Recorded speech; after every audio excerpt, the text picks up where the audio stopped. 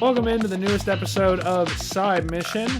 I, like always, am your host, Rusty Ellis, joined by just two of the boys today, Kyle and Thacker. And today, we are talking about, I think we can all agree on this, fellas, probably the best Xbox game to come out this year. Now, that doesn't say very much at all because, well, my Xbox Series S is kind of more of a paperweight at this point.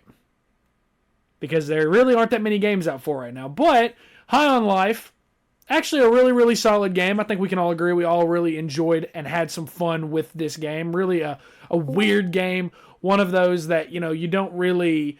I don't know. It's not really like Borderlands. It's kind of got that same kind of humor, but I feel like the gameplay is a lot better here. There's a lot to talk about. So, Kyle, I'll start with you because you were actually really hyped about this game. You were really excited for High on Life. So tell me, man, what's kind of the first thing that sticks out about this game? Yeah, for this game, it's definitely got to be the voice acting. I think there's a lot of recognizable voices in there, ranging from cast from the Rick and Morty series to the Solar Opposite series to even YouTubers. And there's a lot of different celebrities in there. I think that the voice acting in this game was perfectly cast. I think that for the raunchy humor that it brings, you kind of need a specific cast to really deliver that. And I think that they did well. This game definitely, it didn't really do a lot of new things, but Yeah. I will say that it definitely pushed some boundaries in terms of video games. It was very, very explicit. This game is not for kids. for kids at all in any way. But yeah, I really think that for me, one thing that they absolutely nailed was the voice acting. I couldn't agree more with you, Kyle. This game's voice acting is incredible. Loved hearing all the voices from Rick and Morty, Solar Opposite, like you said. One thing that absolutely stood out for me, though, was the interactions you get from all of the weapons, Yes. the characters. All of it was incredible, especially if you're trying to just shoot somebody who's not supposed to die. Your guns are stopping you and actually giving you reason of, hey, we don't need to kill them right now. I love the interaction for this. It looks I love the really G-rated vibrant. way that you tried to just say that the guns tell you not to kill people. Yeah, they tell you to fucking not kill them. That's what they do. They really, yeah. I tried. But not like, honestly, the game looks vibrant. The colors really hit and make it feel like something that's not normal for a video game. And it just pulls it all together perfectly for me. So They really do a good job of world building. yeah, the world's Amazing really job. interesting. Yeah, the world is really, really interesting. I do want to say my biggest negative with this game, and I'm going to get it out of the way now because I feel like there's more positives than there are negatives, and we can get into more critiques later. I will say, was not exactly thrilled that day one consoles required a 10 gigabyte patch and PC required what, Kyle, 21 gigs worth of a Yeah. patch? Just to make the game run and look better. I got to be honest, the first 3.5 hours I played of this game were without that patch. And if I had played the entirety of the game with the patch, I probably would have enjoyed the game a whole lot more than I did. Because upon launch, the game did not run well, and it looked very, very blurry and very, very hazy. So, Yes. and my biggest complaint there is, if you were able to fix all of that in one patch on day one that came out, I want to say relatively early. It was probably early afternoon when it came out, day one. Yeah. Why was it not able to look like that and run like that at launch? You know, it seems like they kind of already had an idea of why it wasn't running well, and, you know, they kind of fixed it from there. That being said, when the game did have the patch and the game did run well, it's a really, really good-looking game. Really vibrant, really colorful. Quite the change from games like Callisto Protocol and even to an extent Plague Tale Requiem that are all kind of darker and the colors are a little bit more muted. Everything here is a lot more vibrant, and that's a big, big plus. So the performance with that patch, really, really good. And I think that the stars of this game, Thacker, you alluded to them, are the guns. Because not only are they funny as hell in the voice lines that are in the voice lines they have and the humor that they do deliver in the performances that are given, but I feel like every gun in this game serves a purpose and really excels in the gameplay. I mean, Kyle, I'll talk to you about this because you're a big FPS guy. Obviously, this is not your conventional first-person shooter. This is not Call of Duty. It's not Battlefield. It's not Halo. It's not your conventional first-person shooter. But I think that when the starting pistol that you get, Kenny, I think that when that's the gun that I end up using the most, I feel like that's a really good thing because most of the time you pick up that first weapon, it's not all that good. But in this one, it felt like every weapon was a viable option. I feel like that's a really big strength of this game. 100%. The guns are the biggest strength to this game. I think that it was a lot of fun having, your guns kind of be that companion that goes, on the trip with you. And it was cool how, like, with every interaction, or it seemed like everything you did, they always had something to say about it. Yes. They always were commenting on, like, what you were doing, or, even, like, they would have banter back and forth with the enemies, and that shit was hilarious. But, yeah, the way that they incorporate every gun, it's not just like, oh, I got this new gun and it does something different. Like, it's just a different ammo type, essentially. They actually made it so these guns have different abilities, and it kind of takes the place of you constantly getting, like, suit upgrades, for example, and new items for your suit. Your guns have those new abilities, have those new ways to really open up the worlds, and explore areas that you couldn't get to before. Kind of that Metroidvania aspect of the game. Like, you get Creature, and you're able to shoot, I can't believe I'm about to say this, one of his offspring. One of his children. His little Jimmys. Oh, God, not Jimmy again. So that's their name now. Their names are Jimmy. Not Jimmy again. But you shoot one of his offspring, and you can, clear force fields that were there. Like, they can, turn off force fields that are blocking you off from other areas. Like, that's really cool. Sweezy's another one where, you can use her slowdown ability, and you can go through, like, fan blades and stuff like that. So it's really, really interesting. I feel like the gameplay really, really is a strength here, and it's really what propelled me, to play the entirety of this game from beginning to end. So let's talk a little bit about the story, because the story's weird is an understatement. But let's talk about the story, because, like, it's a very, very interesting story. It's not the best story I've ever seen in a video game. Obviously, this year with games like God of War Ragnarok, Plague Tale Requiem, Last of Us Part 1, we've seen heavy story games that, are really, really excellently, are told really, really well, or excellent writing from beginning to end. I wouldn't say this is that, but the story is interesting enough to keep you pushing forward. So you start out, you're a voiceless protagonist who is home alone with your older sister, and the first thing she does is she snorts a line of cocaine. Like, the first thing she does is she snorts a line of cocaine, and all of a sudden you're being invaded by aliens, and next thing you know, you're teleported to this weird alien planet called Blim City. And I think that just the absurdity of this game is what makes it a really good game. Because, for example, in this, there's so many lines throughout the story. Like, for one, aliens apparently really love anime. Yeah. That's like the first one. There's also a space Applebee's that you go to at one point in the story. So I have to ask, did everybody pay their tab at Applebee's and get that achievement? Yes. Okay, good. So we all thought about that. Good. We're all good. We're all good people. We're all good customers. We all worked service jobs at some point, so we all knew to do that. Okay, good. But basically, the game boils down to you do 7 bounties. You go after 7 different, I guess, kind of bosses at a certain point. You go after these 7 different targets, and that's pretty much the entirety of the story. Is you're essentially a bounty hunter that you're just a random kid who goes after this group called the G3, and you just take them out, and that's pretty much the story. It's very, very simplistic, but Thacker, I think we agree, it actually does work, and it fulfills the purpose, and it fulfills the story it's trying to tell. Most definitely. There's not a single moment where you feel lost. There's not a moment where you feel like, what am I supposed to do next? Where am I supposed to go? It's very, I don't want to say linear, but it has very linear. It's very moments. simple. I think that's how I would say it. It's very simple. Yes. Yeah. Very simple. And the story works fantastically, even right down to wanting to go explore. You're able to find out where you want to go easily. And there's even little things you can find everywhere. Like, you find some of the craziest things just by doing stuff in the story.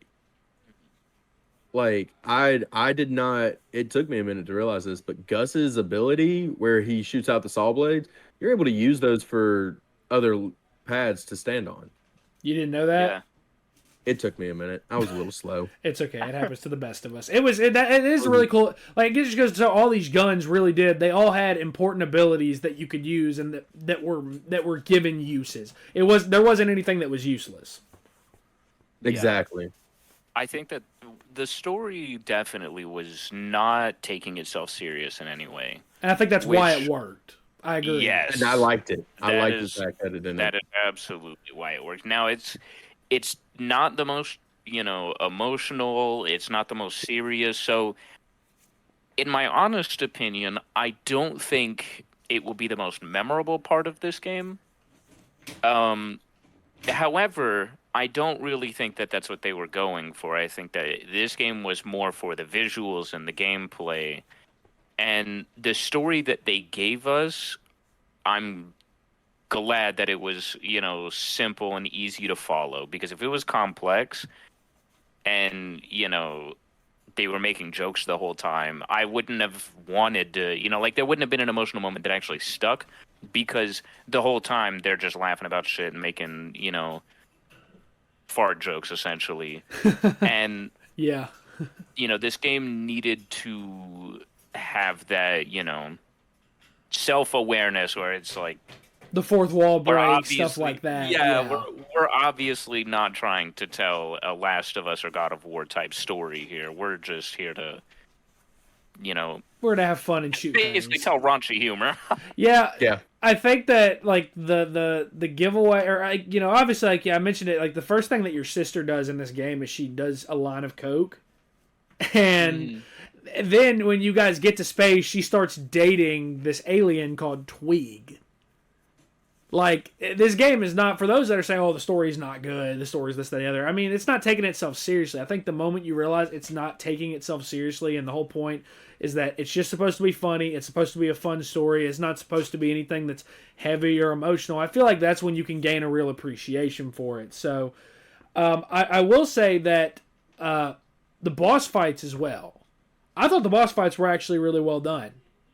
I didn't have a big problem with the boss fights. I think that, there's definitely not From Software level complex or difficult, but I feel like each of the bosses kind of added something new and kind of made you play a little bit differently than how the previous one did, and I feel like that was really well done. Thacker, you said you had something to add?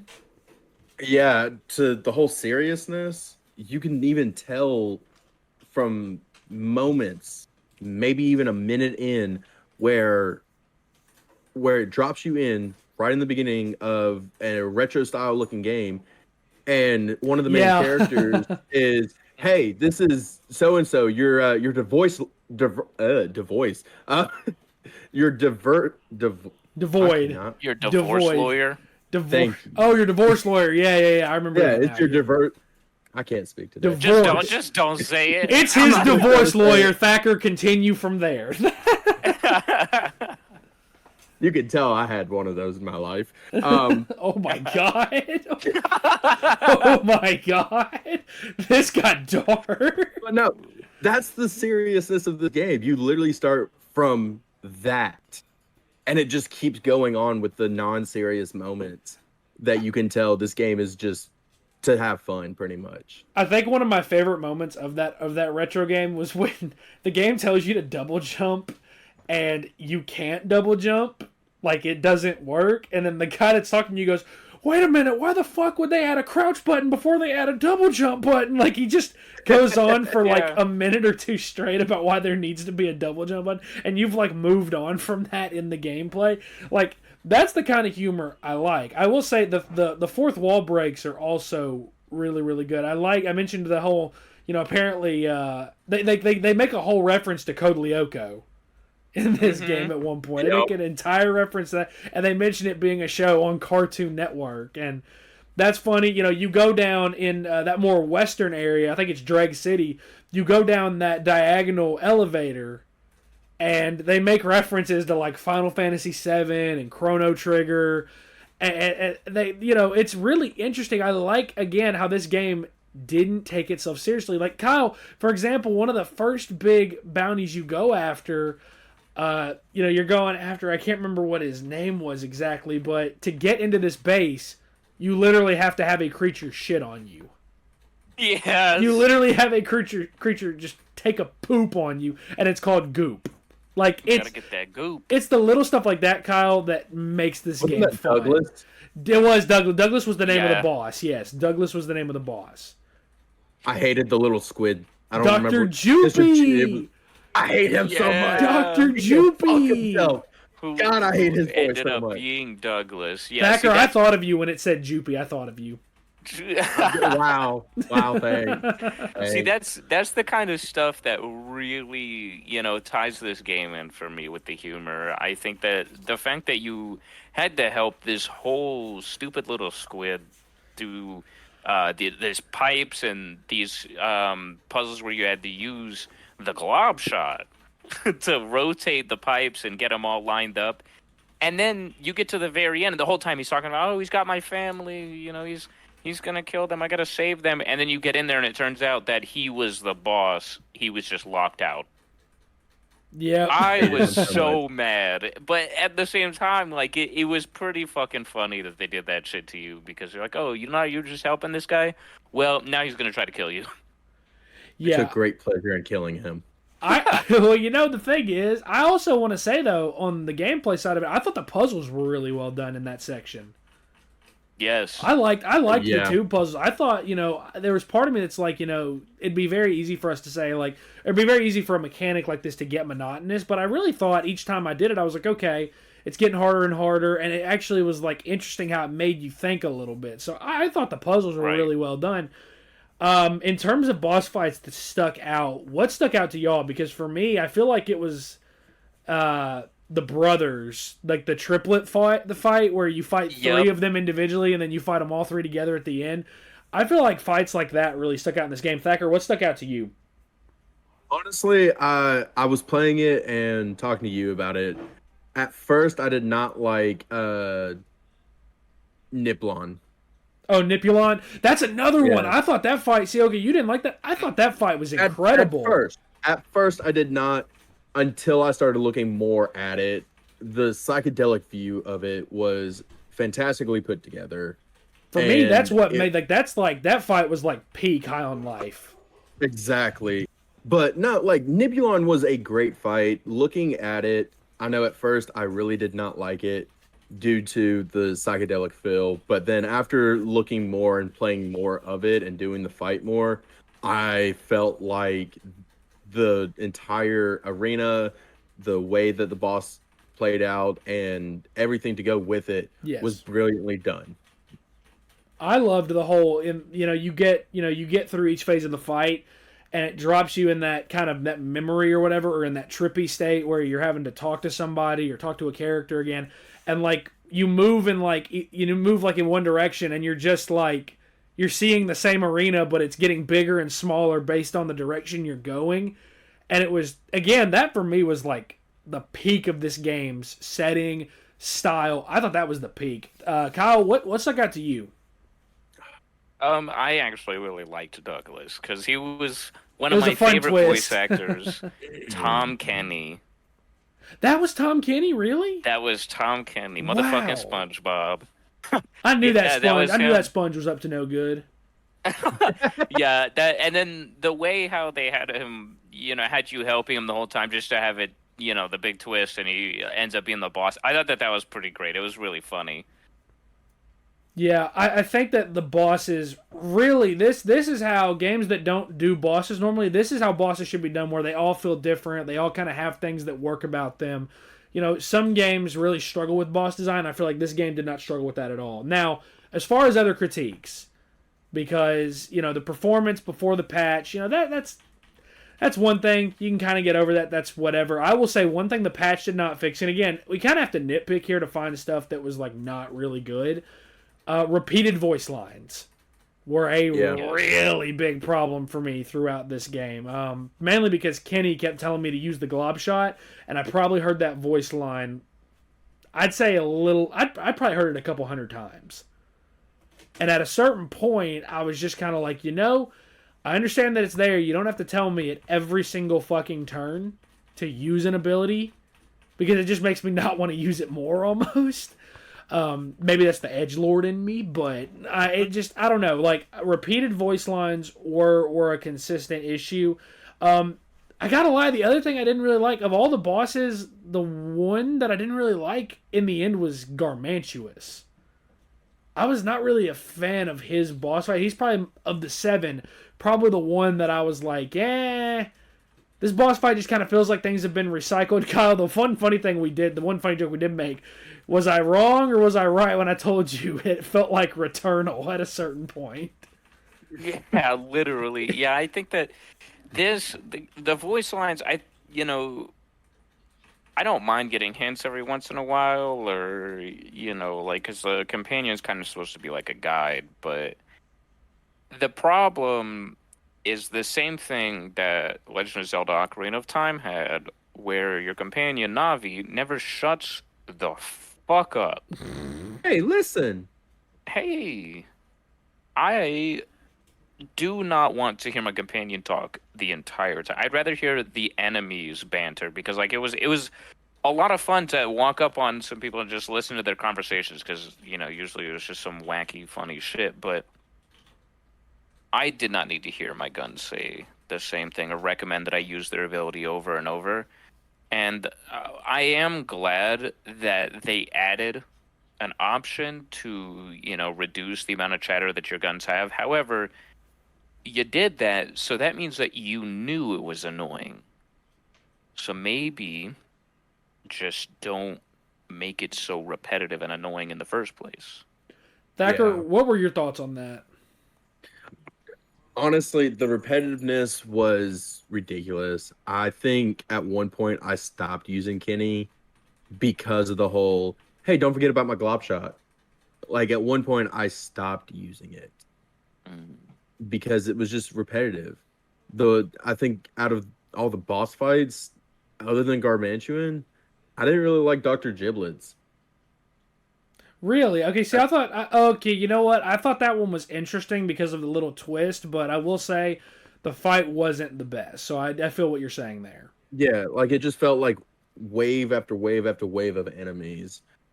And it just really wasn't all that great. The banter it wasn't really from a boss Dr. Giblet fight, yeah. Yeah, like, the banter from Dr. Giblet was hilarious. It made it go by faster and made it a little bit more fun to do, but the fight itself just was not enjoyable. I feel that. I feel like the joke of like the achievement being called hardest fight in the game, and he literally just kills himself. Yeah. Again, like the humor found ways to shine for me in very, very unexpected moments. So, I think we can all agree, High on Life, really, really good game. The one other thing I want to point out before we call this an episode is I am glad this game was on Game Pass. Because my playthrough only ended up being about 7.5 hours. And unfortunately, I don't see a lot of reason to go back and replay the game. I kind of feel like it's a one playthrough, maybe clean up all the extras, and then you're done. Because I'm more of a trophy fan than an achievement fan, I'm not going to try to 100% it because trophies are just better. PlayStation on top still. But if I had paid $60 for this, I probably would be very, very underwhelmed with how much content came with it, because it just doesn't feel like there's a ton here. Feels like there could have been more content, and that the story could have been a little bit longer. I don't feel like the story overstayed its welcome, and I don't feel like it was too underwhelming, but it also doesn't really feel like there's a ton of side content. It feels like you're getting very, very little if you spent $60 on this. So again, it being on Game Pass is a big, big plus, because I do not think this game is worth more than really probably $40. So, and again, like, there will be people out there that'll be like, oh, well, we've loved short games in the past. Like, the biggest one that people can probably think of is we loved Ratchet and Clank Rift Apart, despite the fact that that's more of like an 8 or 9 hour game. The problem is, Ratchet and Clank Rift Apart is a very replayable game and is a very fun game to speedrun and play through over and over and over again. This, I don't know that I could do that quite the same way. So, it's a short game. It's a really good game. If you can get it on Game Pass, 100% get it there, because I agree that I do think what I said earlier is true. This is the best game that Xbox has really given us in the past couple of years. The problem with that is it doesn't really say much, because Microsoft has really dropped the ball with releases. So, High on Life's a quality game. That's our episode on it. So be sure to follow us on Twitter at Side Mission Pod. You can check us out on Facebook and TikTok as well at Side Mission Podcast. For two of the boys, for Kyle, for Thacker, I'm Rusty. Thanks for listening.